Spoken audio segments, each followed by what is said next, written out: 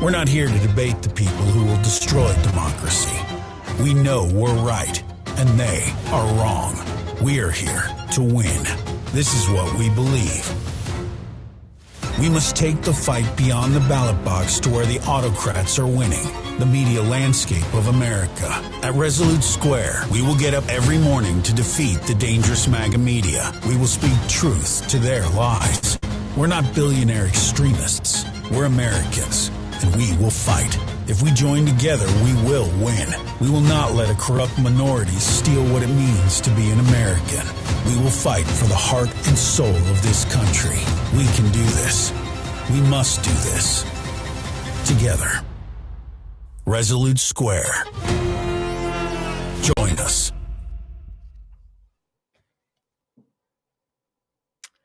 That is quite the introduction. I'm going to take a point of personal privilege because Rick Wilson is my partner in crime. Rick, I'm starting with you. Talk to me. Talk to us. Why Resolute Square and why now? Well, Tara, we've been talking about this for a long time. In December of 2019, the Lincoln Project was born. And we fought a hard race in 2020, and we just wrapped up another very hard cycle in 2022 to what, is, modestly speaking, tremendous success in helping protect and preserve American democracy and to protect this republic. But we recognized a long time ago that you just can't fight this only at the ballot box, that a super PAC can only do so much. And we do a lot more than most super PACs do in terms of having streaming and podcasting, but you have to be out in the culture. You have to win in this culture fight that isn't just exclusively political every day. And so we realized there needed to be a platform for people who weren't necessarily far left or far right, but who were pro-democracy, and that their bias was towards protecting and preserving the democratic principles of this country. And there really wasn't something like that. So we formed Resolute Square, brought together a tremendous team of professionals who have done this sort of thing at scale, who can grow it at scale. And we set out a big, hairy goal. And that goal is to take on people like Fox, to take on people like Ben Shapiro and Alex Jones and Steve Bannon and the rest of this enormous billionaire-funded far-right media complex. So we're booting this up from scratch, folks. It's gonna be a user-driven and user-supported platform. We're going to go out there and bring at you tremendous shows like this, where we take you behind the curtain, what's really happening in politics. We're going to do podcasts. My new podcast, The Enemies List, is already here on the platform. It's hosted by Resolute Square. It's a part of the Resolute Square family, and we're going to bring more podcasting, more streaming, newsletters that are way beyond the conventional wisdom. You're not going to get a Saliza style, everybody in Washington thinks the same thing, a newsletter every day.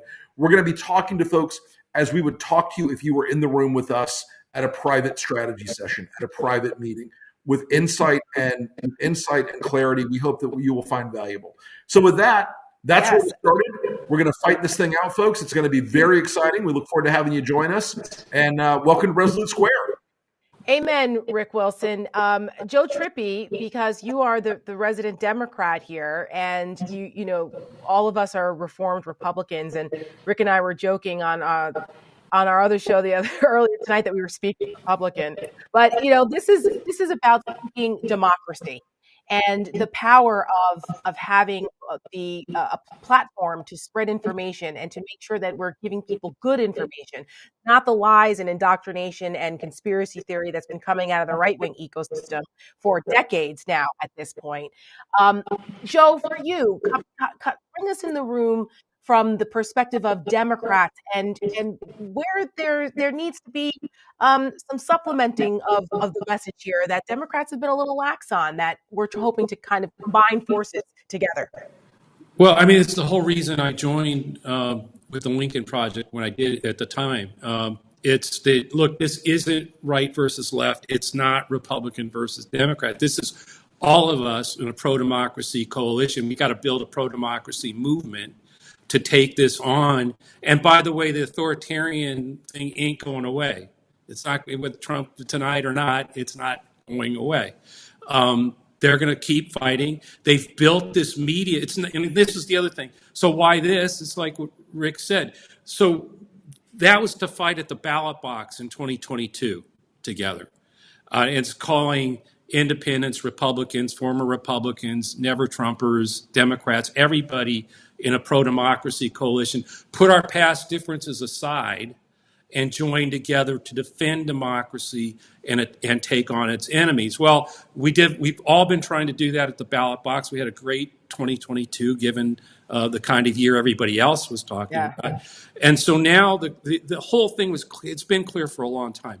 They've had billionaires like Murdoch and others spending billions of dollars building over 30 years this outrage machine that literally drives every day another outrage to get people angry, to divide us, to push through their push for power, which is all this is about anymore.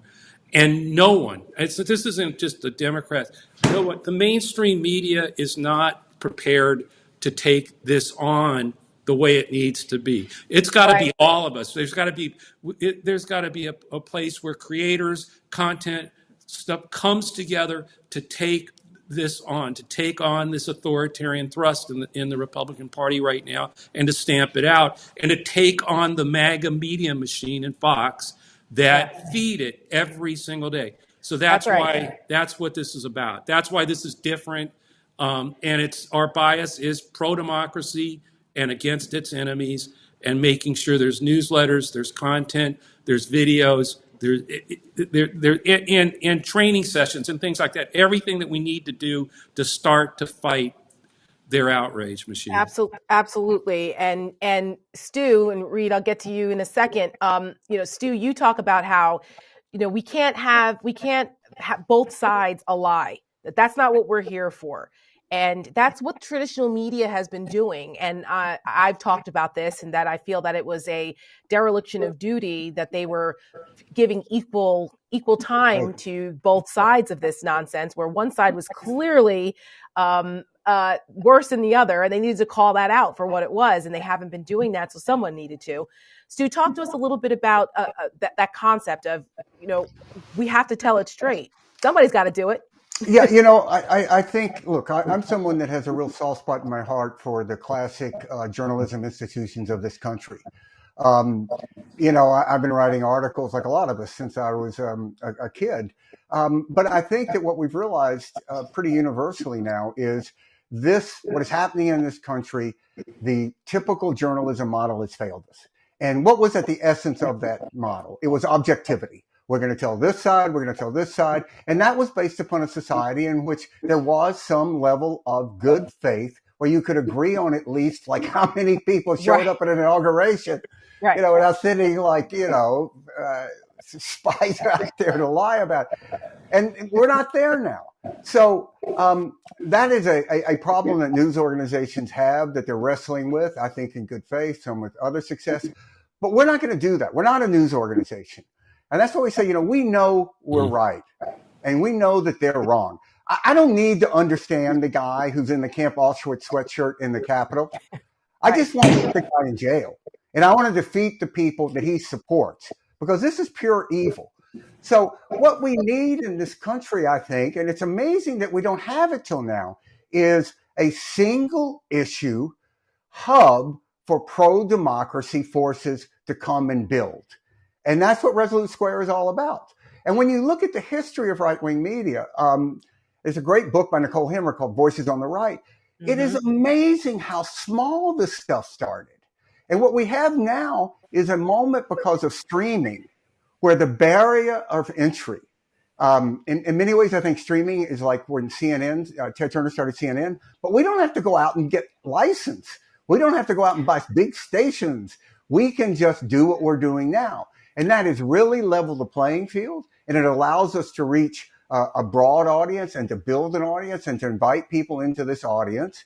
And there are all these things on the right. I mean, there's this lunatic Ben Shapiro, a guy who sounds like a squirrel on meth has managed to build a following.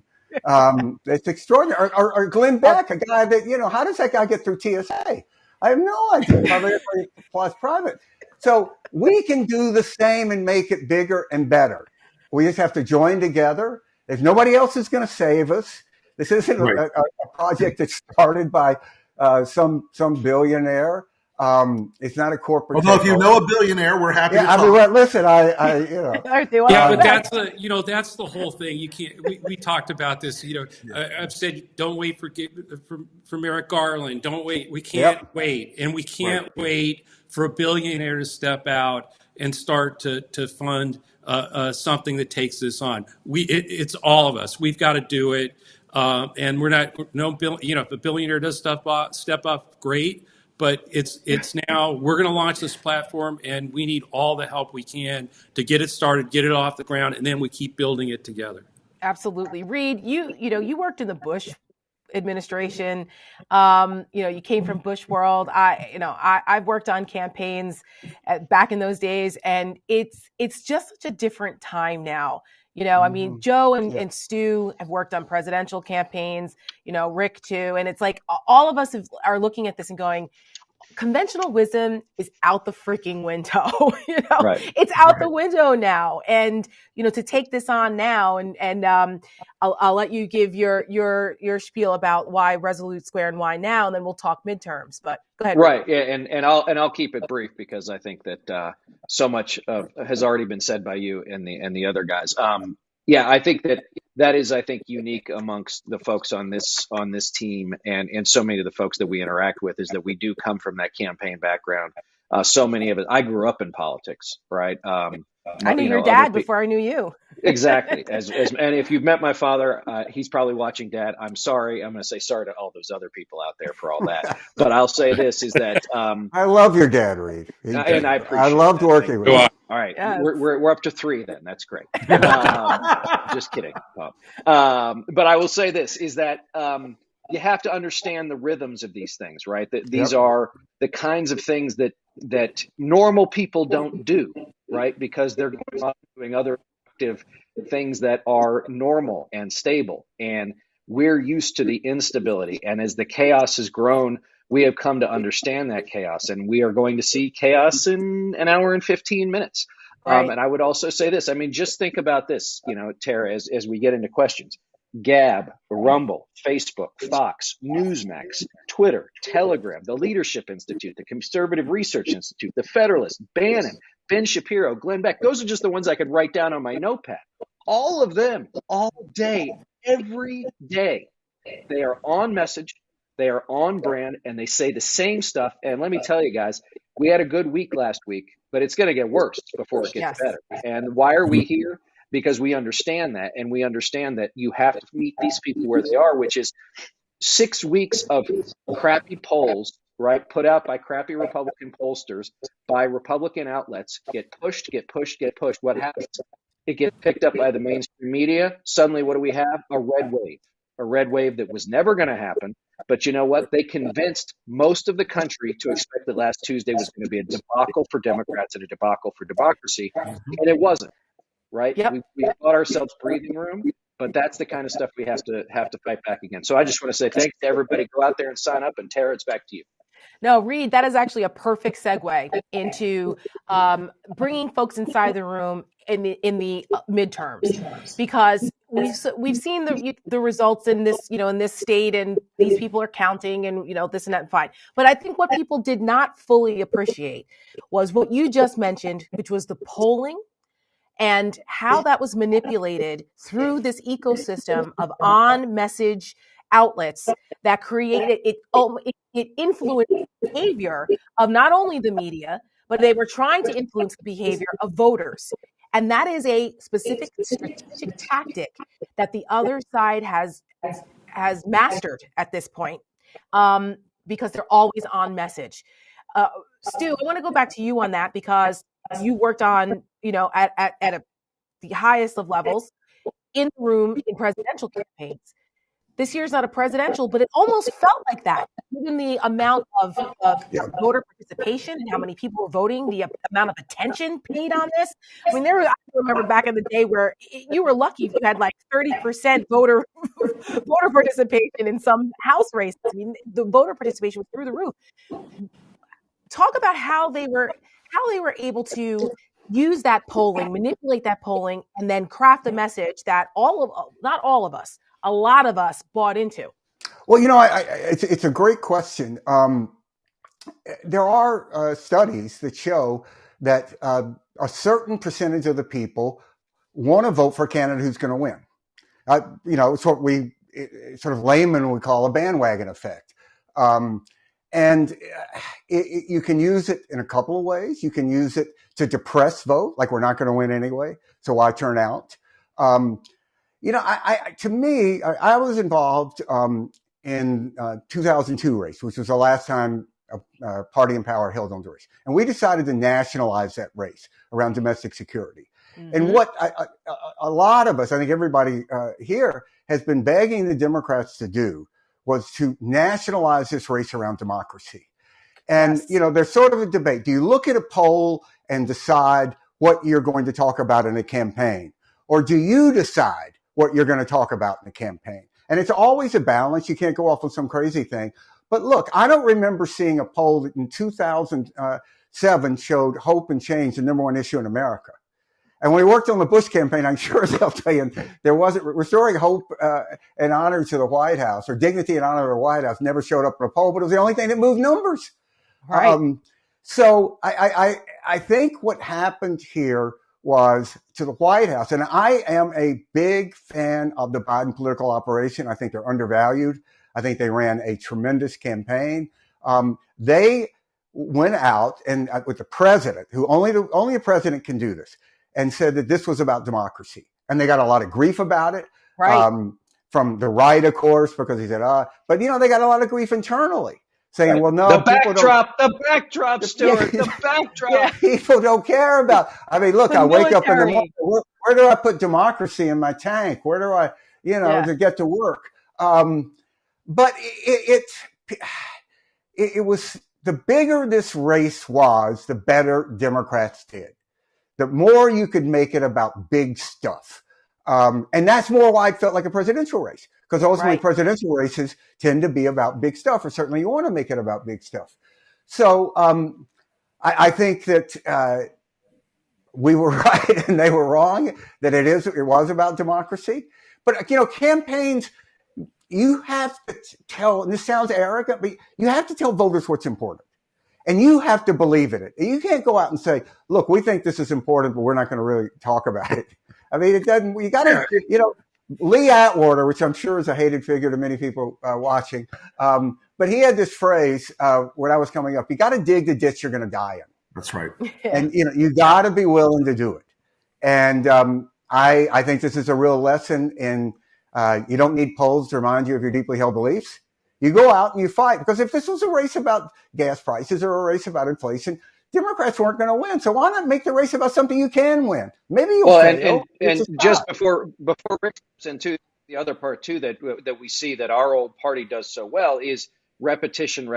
Yes. Right. Yes. What is the race about? Democracy. What will the race be about? Democracy. Why is the race important? Democracy. That's right. What you saw, I think, is, again, I agree with Stuart about the campaign and how the Biden folks handled it in putting democracy on the ballot.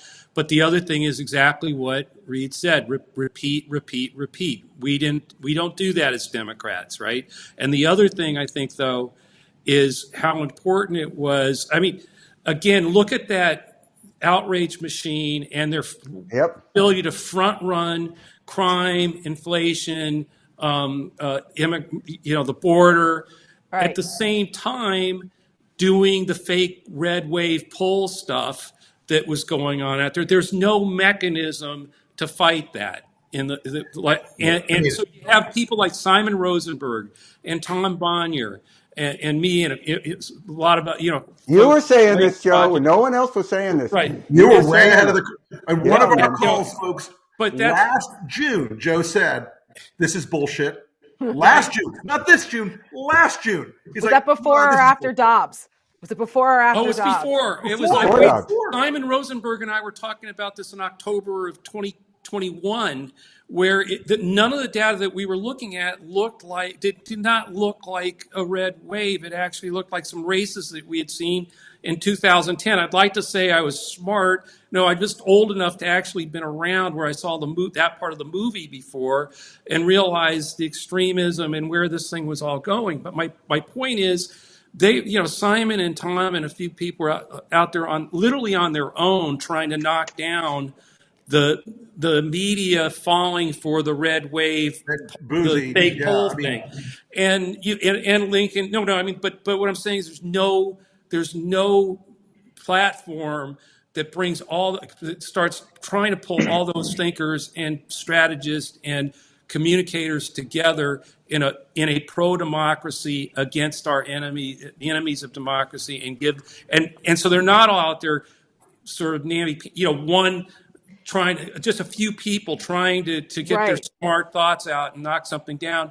We can amplify it. We've got to build that same kind of platform that lets people, all you guys that are watching right now, amplify, become engaged, be part of it, exchange ideas, and push this forward. That's how it folks, starts. Well, there is now. I There is tell the now, story right, Rick? about why this is important, and one of the reasons it's important to do this and to set a giant audacious goal. I don't want us to build this thing out so we have a nice little streaming channel and people are happy about it. I want to wake up every day and know that we have to go out and fight against a behemoth. We have to go out and fight against Fox and Beck and InfoWars and Bannon and Shapiro and this entire ecosystem. And I'll tell you why I'm optimistic about it for two reasons. One is we've discovered the power of when people come together as a movement. From Lincoln in 2020, when millions of Americans got motivated to follow and get engaged and got up off the dirt. They got up out of the dirt and they said, I'm not going to be afraid of this guy. We're going to make fun of him. We're going to go after him. We're going to attack him. I'm not going to be afraid anymore.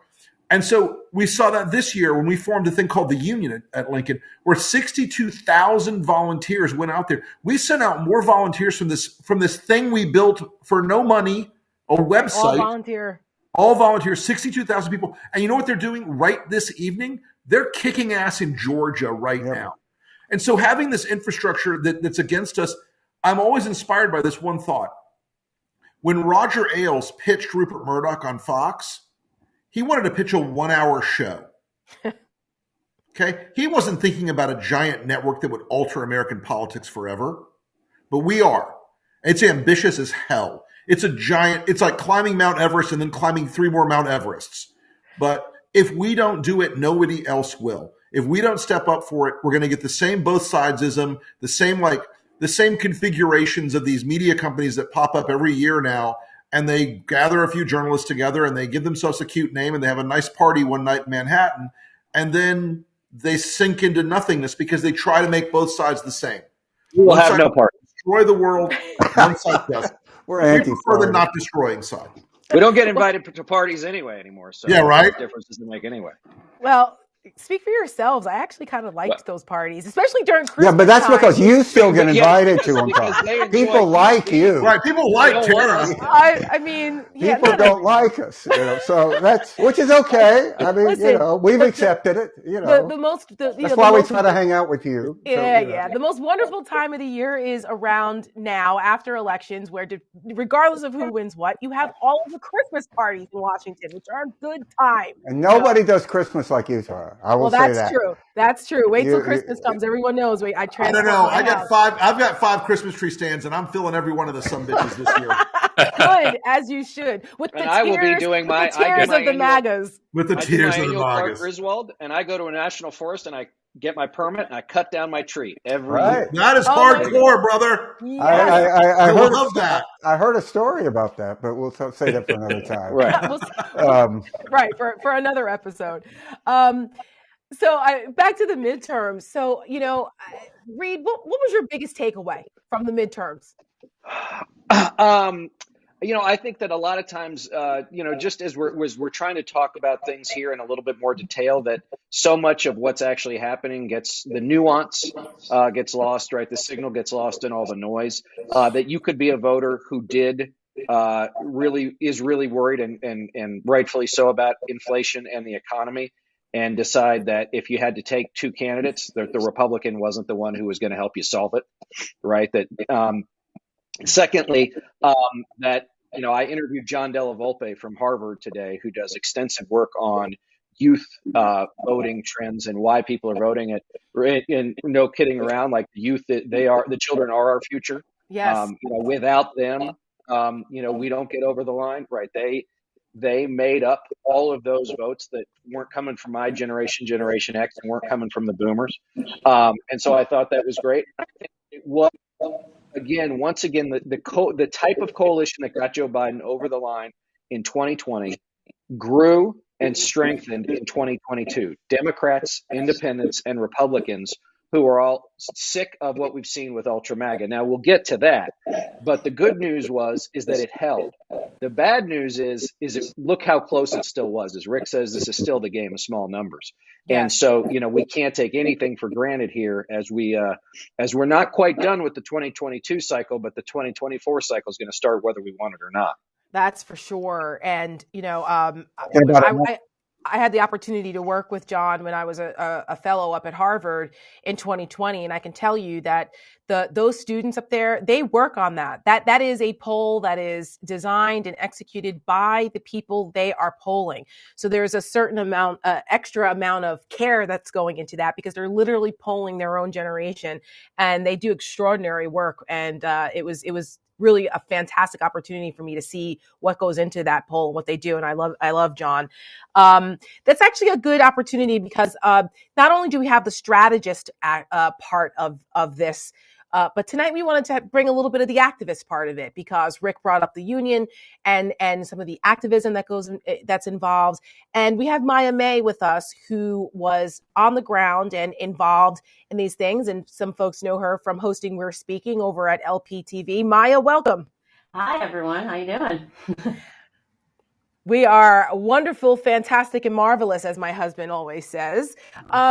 So, Maya, this election, we saw a bunch of different factors. We talked about democracy. We talked about the crazies and people saying hell no to that, but also the impact of the women's vote on everything post Dobbs cannot be ignored. Talk to us a little bit about that.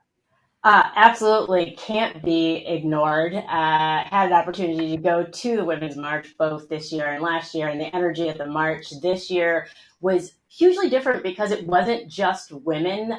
It was women and their families. Saw a lot of dads for the first time. So I thought that Reed was really, there. Really fascinating. Yep, we got one right there. Exactly. And so it was a kind of situation where everybody could feel that turning point. Right? Like the numbers weren't as huge as the year before, but the gravity of it was like, okay, wait a second. Like they really are coming for our rights. So I think that was an opportunity for people to like pay attention and start acting. Well, maybe the numbers weren't as big because so many women were out campaigning and working on campaigns and registering people to vote. They were out there doing the work because we saw that 52% of the voters this year were women. 48% men of the voting public. Now, there are more women than men in general, but women vote at a higher rate than men traditionally.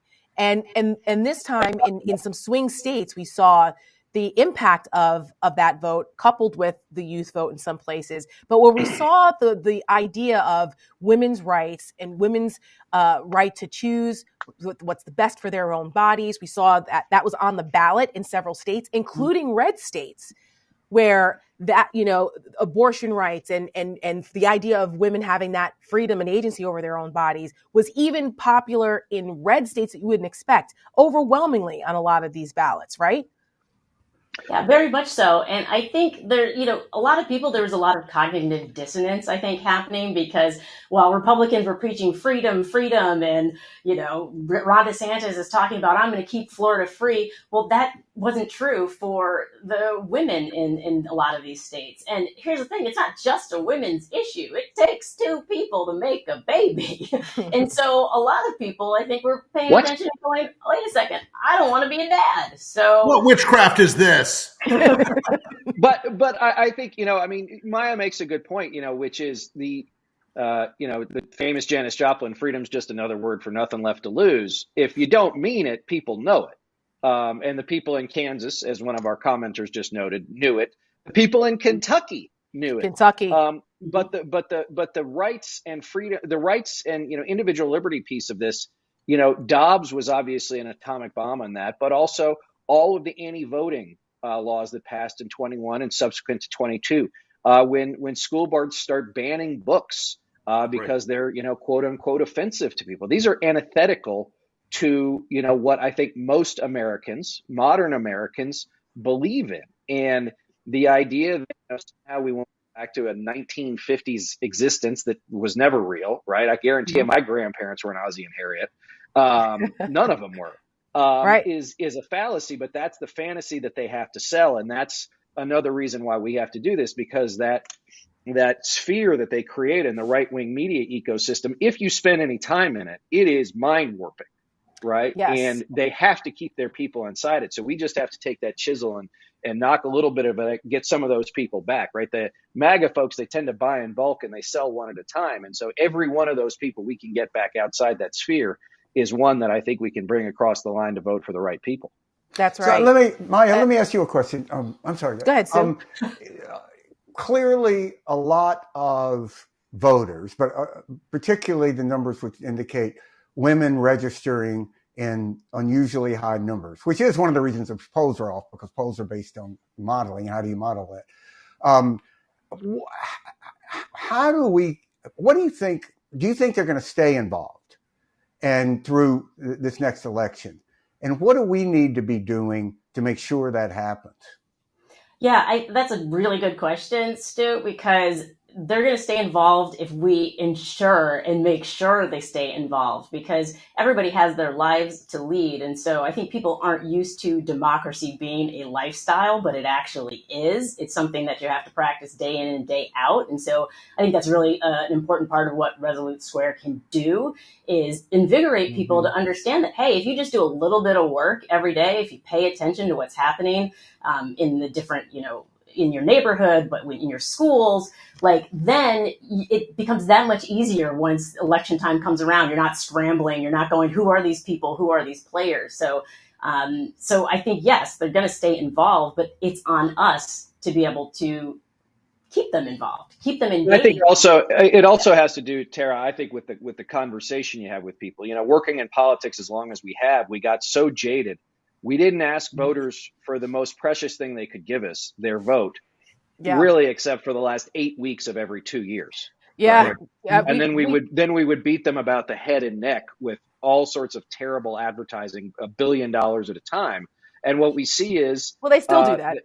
They still do that, right? Just to less and less effect. Just doesn't work. Right. It just doesn't work as much.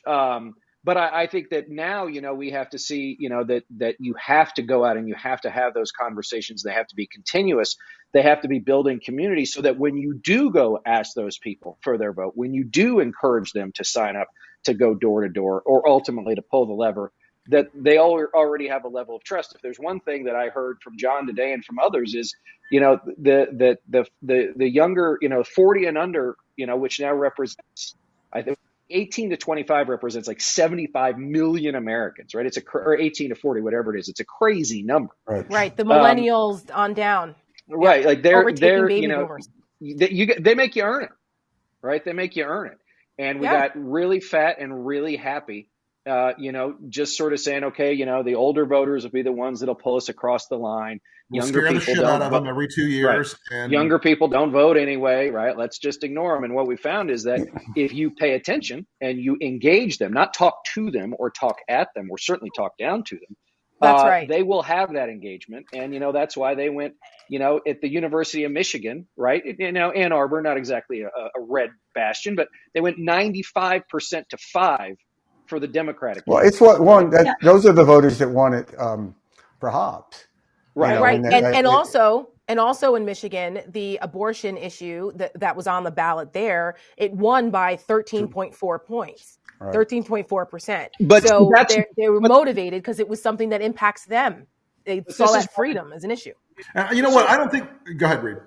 They figured a ballot issue, right, that coincided with a general election that was helpful to both efforts. Like that's Correct. good politics. Yeah, it's It may absolutely seem right. Hey, you know cynical, but it's good what's politics. interesting is and in the continuing ripple effect of Dobbs is I think folks really sometimes forgot that there was a 50-year program for the Republican Party to overturn abortion rights.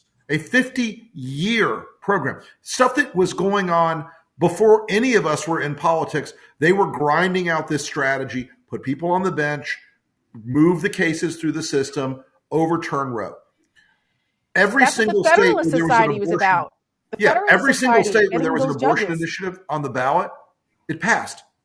That's right. A pro-choice initiative, it passed, including Kentucky. So Yes. this is one of those misreads by the Republicans where they look very demonically clever, but when the dog catches the car, all of a sudden it's getting dragged instead of the other way around. That's Yeah, right. I think it's one of the ironies that Mitch McConnell's lied about these Supreme Court justices, and the Supreme Court justices, to get confirmed, certainly misled, if not technically lied about their position, and that's what's costing him majority leader. Yeah. The reason he's not majority leader is because he put these jammed these judges down people's throats. I think one of the things that we need to keep doing tactically is we need to keep attacking on issues like abortion, because we need to keep reminding people that when you give these people more power, they're not going to stop. I mean, look at Abbott. I mean, I used to kind of know the guy in 2000 when we were hanging out. I never in a million years thought that Greg Abbott in Texas. I never thought in a million years that guy would pass a law that would put a bounty potentially on his own daughter. Law. Right. I mean, a vigilante law. Yeah. And the thing about it too, and Maya, I'll give you the last word on this before we let you go, because we're going to move on to Trump. But you look at this in places like Georgia as well, right? Brian Kemp, even though he won, but Georgia signed a law that was a heartbeat bill, right? 6 weeks that just got struck down today, I believe. I didn't realize that it was struck down. Yes, they said judge struck it down. Unconstitutional. Yep. And Republicans. I mean, I know you're not a Republican, but Republicans are always preaching freedom. I know. I thought I used to see you at the. You haven't seen. Until you see Maya with an elephant hat. You haven't really seen the RNC luncheons. I used to tear it up at CPAC. Right. We used to smoke cigars at Shelley's all together. No, but we see that the idea of freedom, right, and agency for the individual was a big hallmark of Republican agendas, and Democrats were excoriated on the other side for being pro-choice in that. But now it seems it's a bipartisan issue at this point, because it's literally about a right for us as women. We've never had a right taken away from us in this country before. And, I think that, to your point, women will stay engaged. You get the final word. Yeah, absolutely. And, I'm a mom, and I have a mom. And so my mom was the generation that had to be out in the streets on a regular basis fighting for their rights. And so my daughter knows that. And so when we look at the kind of work that people have had to do to get us to where we are right now, and understand that that was just taken away in a way that felt so callous and so underhanded, that people didn't really expect that to actually happen. It was like, oh, that's just going to be talk. They wouldn't actually do that. Oh, they're just trying to rile people up. Right. Well, they did rile people up. And so I think people woke up at that very moment and said, no, we're not going to do this. Like, I'm not going to have all the work that my mom's generation put in taken away. Right. And so, like, I actually got to go door to door with Maya and her mom in Nevada a couple of weeks ago, which was fun. So and as Joe can attest, because he was out in Iowa a few weeks back too. If you're 20 years out of practice going door to door, you feel it the next day. I tell you what. I can remember going door to door in Alaska, where they prepped us beforehand. This was for Lisa Murkowski's race in 2004, and they prepped us on proper moose protocol. Sure. What to do in case you encounter a moose. They are huge and they are mean. Listen, this Jersey girl was not ready for the moose. Okay. But we did get to see one from the car. Thank God. Anyway, Maya May, thank you so much for it. We'll see you soon. See you soon, Maya. See you soon, Maya. Thanks. That's a true story. And shout out to Alaska. So are we going to talk about the giant orange elephant in the room? Yes, we are. Yes, we are. Because in about 15 minutes or so, Trump is supposed to make his announcement. And I want to remind everyone, take a moment for a second to remind folks that if you like what you see, you want to continue to hang out with us, subscribe. Make sure you go to resolutesquare.com and subscribe and be a part of our inside the room strategy calls that we'll be doing on a regular basis, among other things that will be programming here at resolutesquare.com. So let's talk Trump. Yeah. Since Donald Trump brought us all together, dogs and cats living together, this is, what is going on here? Trump has brought us all together. And, we were on the front lines in 2020 together fighting Trump and Trumpism. And Stu, you were one of the first people to say after Trump was defeated that, well, it was a split decision. We may have defeated Trump, but Trumpism is still alive and well. And we're seeing the byproduct of that because the Republicans didn't excoriate him. They didn't kick him out. They embraced him even more. And now there seems to be, because the midterms didn't go the way they thought, there seems to be a very interesting dynamic happening now in the Republican Party. Are we going to see people offloading from him? I mean, Fox isn't carrying it live. I think a couple of things here. One, we can't stress this enough. Trump didn't hijack the Republican Party. The Republican Party wants to be what it is. We look at it, it's very easy to look at it and say, oh, the party took a wrong turn. They didn't take a wrong turn. They went exactly the damn direction they wanted to go in. And so. Yeah, we were locked in. We just didn't. Yeah, I mean, we're the ones that, we were like, wait a minute, we're getting off this road. Just listen to these people. Why are they upset with Trump? Because candidates lost, not because he tried to overthrow the government, not because he brought these lunatics into the government like, Gorka and Kellyanne Conway and these. He held Ukraine hostage. Right? Yeah, I mean, but the guy cost us some votes. I mean, just think about how corrupt and sort of dead does a party have to be to take that position. And look, Rick, nobody has analyzed Trump better than Rick, but I think he's the Trump anthropologist of the group. There's one thing that I really think, if I was in the room with Rick, with DeSantis now, I would say, look, dude, you may run against this guy, you may beat him, but if you beat him, he's going to wake up every day and make sure you don't get elected president of the United States, which he can do. You put Mastriano on as an independent in Pennsylvania. You run Ivanka in Florida. Put Kerry back on the ballot in Arizona. With suicide bomb. Yeah. Anybody. DeSantis. So he can stop. So, if it's I was advising. Right now. So hold on, Stu, it's starting right now. Before we went on air, I saw someone post that there were a bunch of Trump crazies freezing their asses off in front of Trump Tower today, wearing Trump hats and all this gear, stomping on Ron DeSantis flags, saying Trump or death. Okay? Right. Trump or death. Stomping on DeSantis' flag saying, he made you. My dad used to say, I made you. I brought you in this world. I'll take you out. That's what Trump's going to do to you, DeSantis. It's starting. I love it. Let me tell you, the other day I tweeted that Ron DeSantis is now the leading never Trump candidate. And the reaction of the MAGAs who did not get the joke. Right. And that tweet had some gajillion amounts of, some enormous amount of coverage. But they didn't get the joke, and they were so damn angry. They were freaked out, like, how dare you support Ron DeSantis? Now we know where he's at. He's a Lincoln Project candidate. I mean, we ought to just endorse the son of a bitch. Right? He's so easy. It's so easy. Stu, I cut you off. You said what you were gonna advise DeSantis, and then Joe, I'll let you jump in. No, I mean, look, if I was advising DeSantis, I would say, look, dude, one of two things is going to happen if Trump runs. He's going to win or he's going to lose.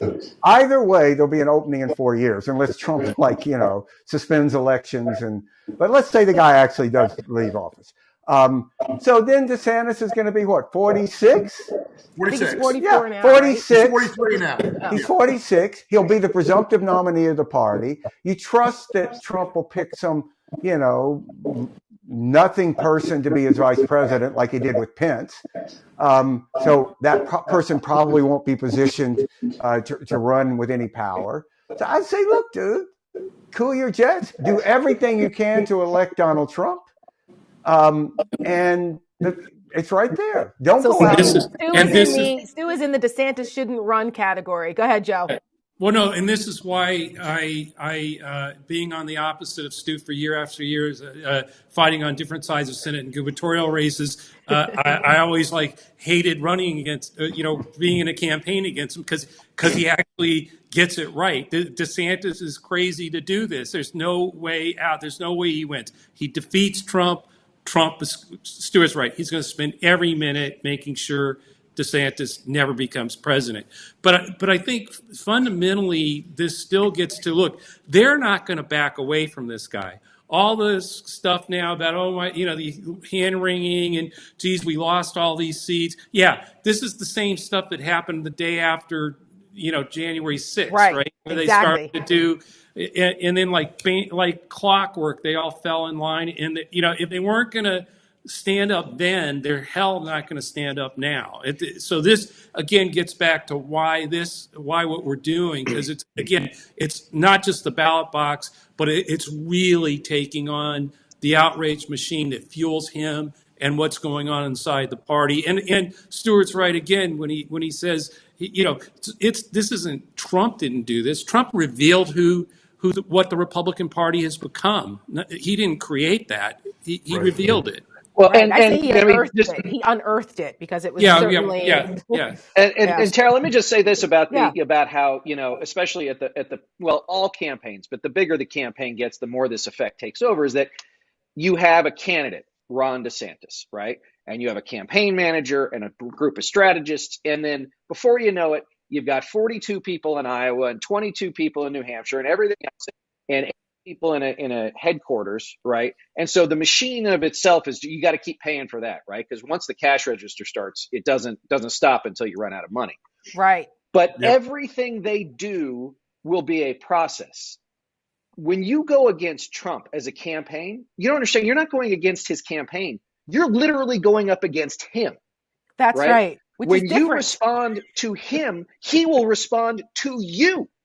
Not to the campaign, not through a rapid response organization or anything like that. Like, you have to take him on, which means you have to be ready to deal with the face-eating monster every day and stay in his face every single day. Reed's exactly and right. I'm not sure. Right. And look, they're going to run a conventional campaign, whoever it is, whether or not it's DeSantis or Pence, because they don't know how to do anything else. Because they're uncomfortable with that security blanket of a big battleship organization, which Trump doesn't need. Trump already destroyed it. He already destroyed that with Jeb Bush and Marco Rubio and Hillary Clinton. He's already shown that that what he does, their campaigns cannot survive that. We've been saying it forever. Rick, go ahead, and then we're going to do some audience questions. There's a moment in the governor's debate with Charlie Crist. He lost a debate to Charlie Crist. Stuart and I have known this guy since the 80s.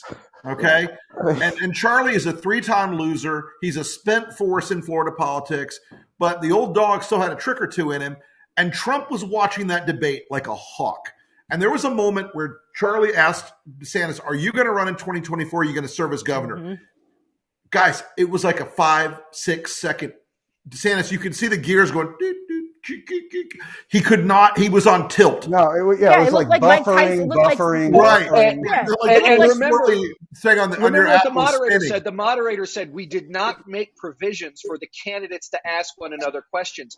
And so that's what they told us. He's not going to ask you a question. And then Chris went out and did it. Like, what do you think you're up against when you're on the stage? I guarantee when Trump saw that, he was like, I'm going to eat this guy alive. Yeah, look, guys, let me just go on record in saying that absolutely showcased how terrible Ron DeSantis' staff is. Because who was the last big state governor who ran for re-election with the possibility of running for president? George Bush. So all you had to do was go, oh, well, how did George Bush handle this question? I'll tell you how George Bush handled that question in 2000. What was it? 1990? 99. 98 when he ran. He said, and look, if that bothers you, you probably shouldn't vote for me. Right. So that's a confident guy. So why didn't they go back? We won by 25 that year. I mean, why didn't they just go back? I mean, the big question in 98 was whether or not Rick Perry was going to win. Because if Rick Perry lost, then Bush, if he ran, he'd have to turn over Texas to a Democrat. From the Democrat Rick Perry who became MAGA extremist Rick Perry. But it's even worse. There are like 20 governors that have run for president. Yeah, you're right. Question you could read. I mean, they had to know sooner or later you're going to get asked that question. What's your answer? And they never prepped him for it, How or could they they did not? it. He couldn't figure I'm out. telling you, Ron DeSantis has a glass jaw. Glass jaw, man. Well, and can I just say one last thing on the make it quick, Reed, because I want to make sure we get a couple of audience questions. White boots. White boots. White boots. Well, I was on the Sunday show on MSNBC last week, and I said that Ron DeSantis should stop wearing his wife's boots and taking advice from her. It's probably not a good combination. So anyway, all right. As I promised, we would take a couple questions from the audience because we do want to hear from you and give you guys a chance to ask us some questions directly. And if you have not subscribed yet, please subscribe to resolutesquare.com. Okay, first question. I go back. I missed it. I think it was Ken McCarthy. Okay, who do you think the compromise House Speaker would be if McCarthy can't get 218 votes? Me, I volunteer. I would actually like to ask Tara you this question because you're the only. I mean, Stuart and I were pages, but you're the only one with actual legislative experience up there. Right. I did spend 7 years of my life up on the Hill working as a comms director, and I was up there when John Boehner became Speaker. And I saw the struggles that he had with the Tea Party, trying to keep the Tea Party together after 2010. Right. And Boehner writes about this, and it was hell for him. He couldn't, it was just, he couldn't wait to get the hell out of there. And when basically the Tea Party ran him out. And when Kevin McCarthy thought that he was going to get the speakership back then in 2015, there were some personal problems that kept him away from that. Renee Elmers. And so, what are you talking about, Tara? What could I possibly be talking about? Is McCarthy wearing his ring now? I will just ask. But anyway, so McCarthy had that dream snatched from him in 2015. So he thinks that he's going to be Speaker again now. I have said that I don't believe Kevin McCarthy will ever be Speaker. He does not have the fortitude. He's weak, and he will get played by the MAGA crazies that are in Congress now. There's more of them than there were before. Mm-hmm. Donald Trump can't wait to throw him under the bus. And just because procedurally today he won the nomination, basically, that the Republicans said, okay, we're going to put McCarthy forward, he still has to get 218 votes. And that means Democrats have to vote as well. It's the whole House. I don't see any Democrats voting for that. So who could possibly be put up as an alternative? Some people think, the Liz Cheney name has been thrown out there. I can tell you, I think that's wishful thinking. I don't think Democrats are actually going to go through with that. There's no way. And Joe, you can speak to this, that there's, their own power struggles in there with Democrats. They're not going to give Liz Cheney, the speaker's gavel. I think there's a move there for Elise Stefanik. I'm just going to say, keep an eye on her. Go ahead, Joe. Well, one, I second you on, I don't think McCarthy's going to be the speaker. I do think that I've been saying it for a year. That as this plays out and it starts in the chaos of the MAGA caucus starts to play its way, I wouldn't be stunned if some kind of unity caucus came together. I don't mean around Liz but somebody else. Who would be the likely candidate there, Joe? Who do you think? I don't know. I mean, the one thing I think is, people got to remember, and I'm not bringing up Trump because I'm not saying Trump's speaker. I'm saying that you don't have to be a member of Congress, right, to be speaker. It's one of the weirdest things about the country. So weird. So I could see maybe third in line to the president. Any of us could be. Maybe a former Republican. I mean, a former House member who is a Republican, respected. Who could, for unity, let's try to. I'm all in for Adam Kinzinger. Yeah, Adam. There are people. I mean, I just think, look, this is not going to go the way people. We haven't had any normal thing happen on the Republican side. Nothing's normal anymore. No. Years. Why does anybody think this vote's going to go that way? And it's not going to happen for the final one's not for 49 days from now.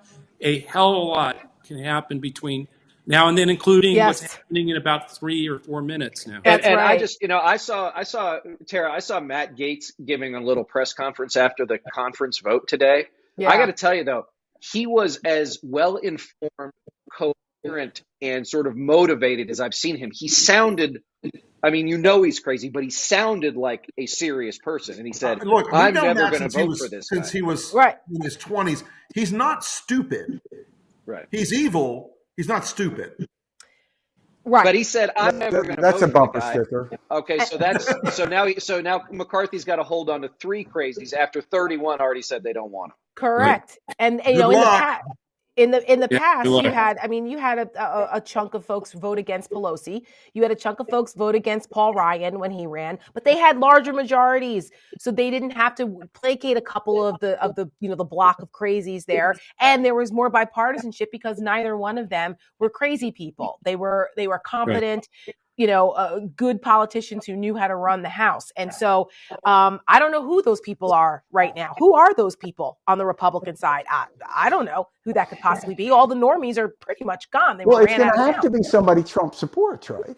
I mean, not necessarily, because it would have if the Democrats can form a coalition, to Joe's point, with a couple of the Republicans that are normies, they could put somebody up. Maybe, I don't know. This is fascinating. Yeah. We have not seen a speaker's race or a leadership race like this in a very, very, very long time in recent history.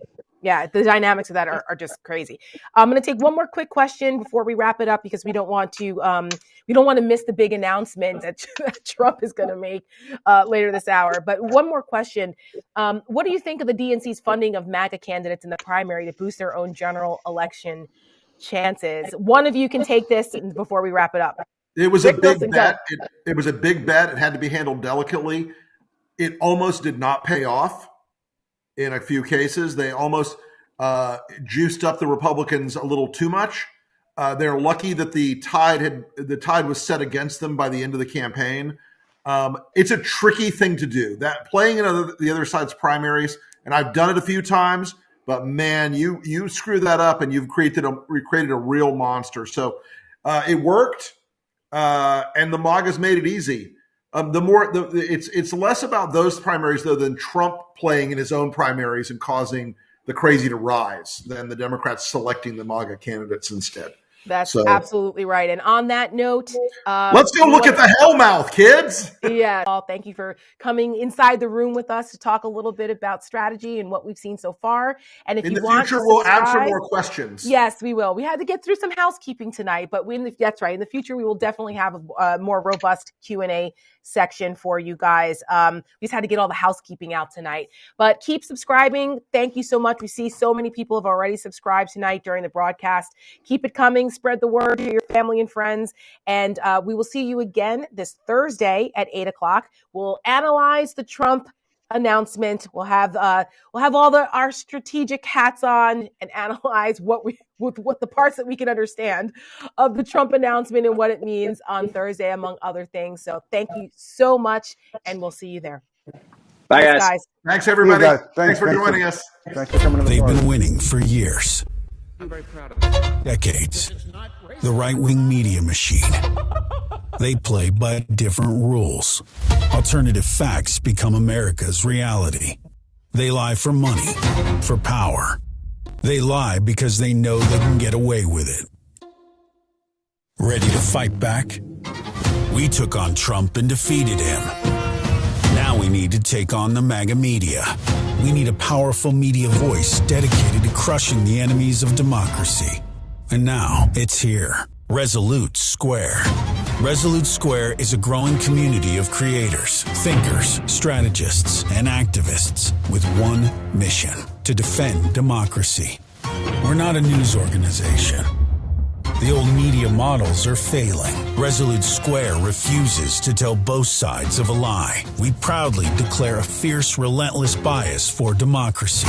All bias, all the time. We're not here to debate the people who will destroy democracy. We know we're right, and they are wrong. We're here to win. This is what we believe. We must take the fight beyond the ballot box to where the autocrats are winning, the media landscape of America. At Resolute Square, we will get up every morning to defeat the dangerous MAGA media. We will speak truth to their lies. We're not billionaire extremists. We're Americans, and we will fight. If we join together, we will win. We will not let a corrupt minority steal what it means to be an American. We will fight for the heart and soul of this country. We can do this. We must do this. Together. Resolute Square. Join us.